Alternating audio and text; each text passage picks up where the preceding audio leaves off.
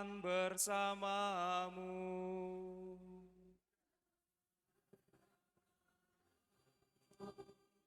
Inilah Injil suci menurut Markus.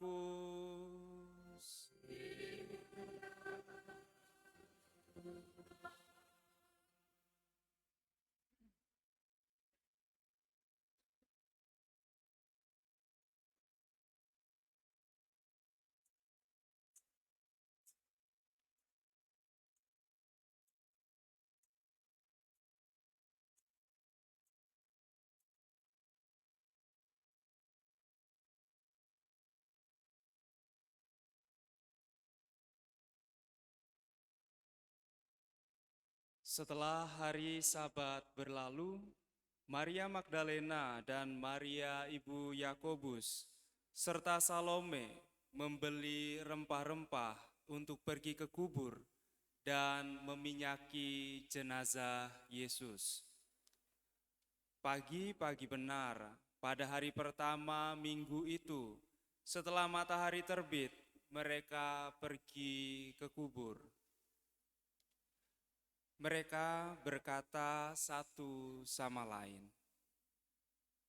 "Siapa yang akan menggulingkan batu itu dari pintu kubur bagi kita?" Tetapi ketika mereka melihat dari dekat, tampaklah batu yang memang sangat besar itu sudah terguling. Lalu mereka masuk ke dalam kubur dan mereka melihat seorang muda yang berpakaian putih duduk di sebelah kanan. Mereka pun sangat terkejut, tetapi orang muda itu berkata kepada mereka,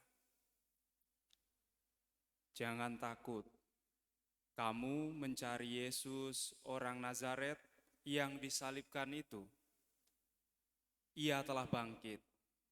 Ia tidak ada di sini. Lihat, inilah tempat mereka membaringkan dia.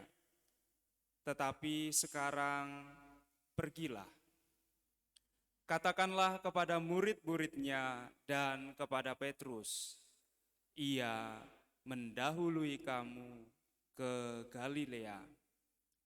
Di sana kamu akan melihat dia seperti yang telah dikatakannya kepada kamu."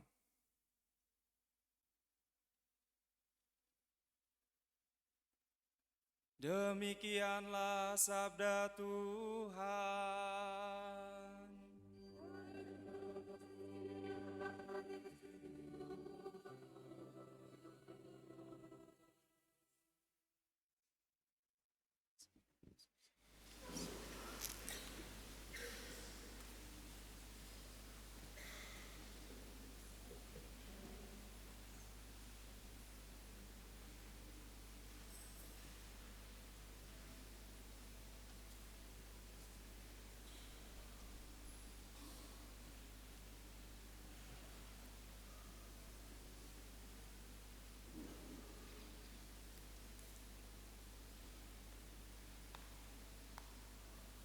Para suster, saudara-saudari, dan adik-adikku yang terkasih dalam Tuhan, serta para calon baptis yang berbahagia pada malam hari ini. Semoga rahmat Paskah melingkupi diri kita semua. Amin. Ya, setidaknya saya alami. Ya, kalau saya tidak ada kekuatan Yesus yang bangkit tadi, selesai vigili tadi, selesai apa tadi namanya, ujian Paskah itu, wah bisa pingsan saya tadi. Tetapi dengan kekuatan Tuhan tidak. Baik, para saudara yang terkasih dalam Tuhan, rangkaian ritus yang kita langsungkan dari pemberkatan cahaya tadi hingga sabda yang kita dengarkan adalah sebuah renungan yang hidup, adalah rangkaian renungan yang hidup. Sepanjang hidup kita tadi kita rayakan dalam ritus cahaya sampai sabda tadi. Dan pada malam hari ini saya mau merenungkan bahwa Paskah adalah sebuah peristiwa keselamatan sekaligus sebuah pertanyaan. Apa artinya? Paskah merupakan peristiwa keselamatan. Paskah baiklah kita imani dan kita percaya sebagai penyempurnaan dan puncak dari sejarah keselamatan yang telah Allah tawarkan kepada kita manusia. Maka dalam bacaan-bacaan tadi kita dengarkan yang pertama kisah penciptaan. Sungguh luar biasa kisah penciptaan, tetapi lebih luar biasa lagi bagaimana kisah penyelamatan Allah melalui putranya.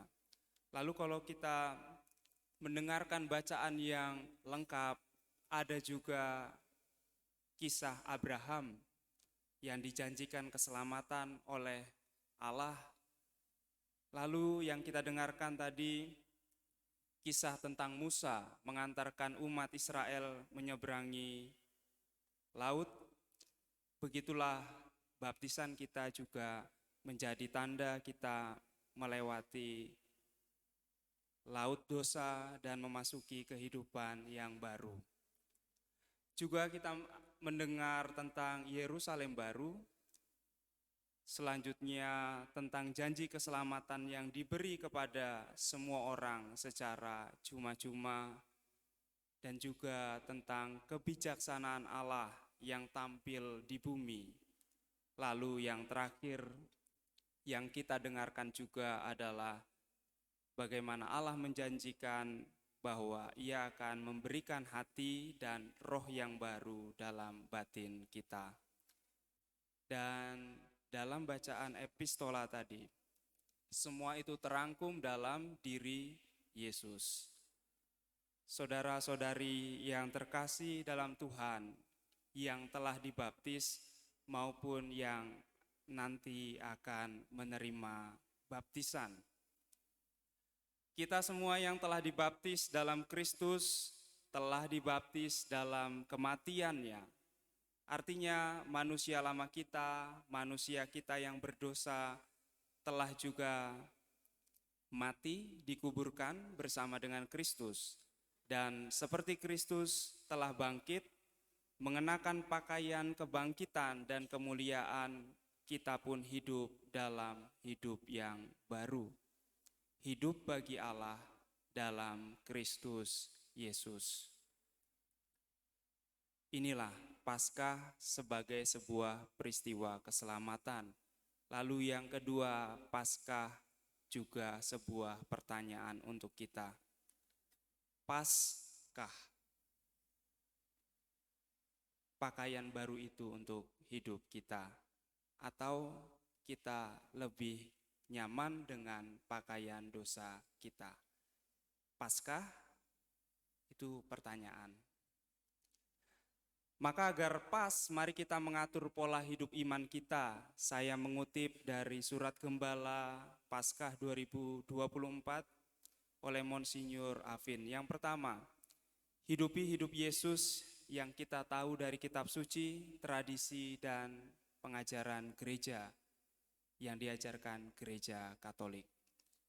Yang kedua, semakin menghayati Ekaristi, karena Ekaristi ialah perayaan Paskah yang kita kenangkan. Yang ketiga, agar kita pas dengan hidup baru ini. Lawan godaan untuk menjadi Tuhan bagi diri sendiri dan orang lain, sebaliknya belajarlah jadi pelayan bagi Allah dan kemanusiaan. Yang keempat, berani melawan arus dunia kalau memang perlu, untuk membawa cinta, untuk bisa menjadi komunitas yang terbuka dan mau memberi, serta membawa dan menjadi sukacita. Yang kelima, agar kita pas dengan hidup yang baru ini. Hidupilah ardas kita, artinya hiduplah dalam gereja lokal dan dalam masyarakat di mana kita tinggal.